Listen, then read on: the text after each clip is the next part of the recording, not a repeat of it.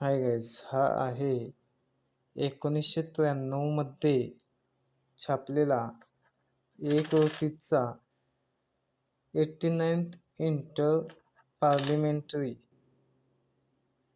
Union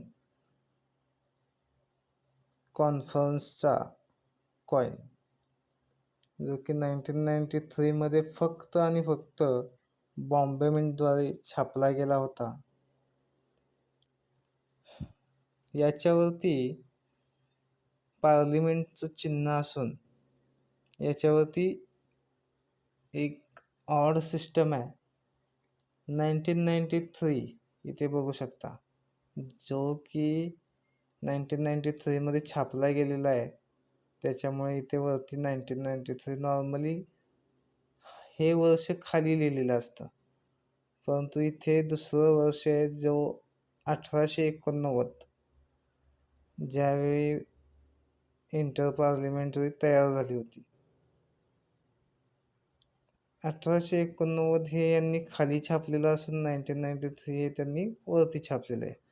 हा totally copper निकलचा बनलेला coin आहे, 1 रुपीजचा, आणि हा फक्त बॉम्बे मिंटद्वारे तयार केला गेला होता. आत्ता सध्याला हा कॉइन रेअर कंडिशनमध्ये आहे. आपल्याकडे हा कॉमन चलनातून आलेला आहे. याची UNC मध्ये कंडिशन असेल तर 1000 रुपये सुद्धा किंमत मिळू शकते, किंवा आता त्याच्यापेक्षा सुद्धा जास्त वाढत गेलेली आहे. 1000 रुपये किंमत म्हणजे 1 रुपयाला 1000 रुपये, 1000 पटीने किंमत वाढलेली आहे या कॉइनची. नॉर्मल कंडिशनला म्हणजे जेव्हा हा माझ्यापाशी आहे कॉइन, त्या कंडिशनला याची किंमत 50 ते 150 याच्यामध्ये मोडते.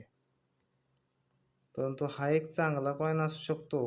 सगळ्यात रेअर कॉइन्समधील जर म्हणायला गेलं तर 1 रुपीजचा हा एक कॉइन खूप म्हणजे खूप दुर्मिळ आहे. हा नॉर्मली भेटत नाही.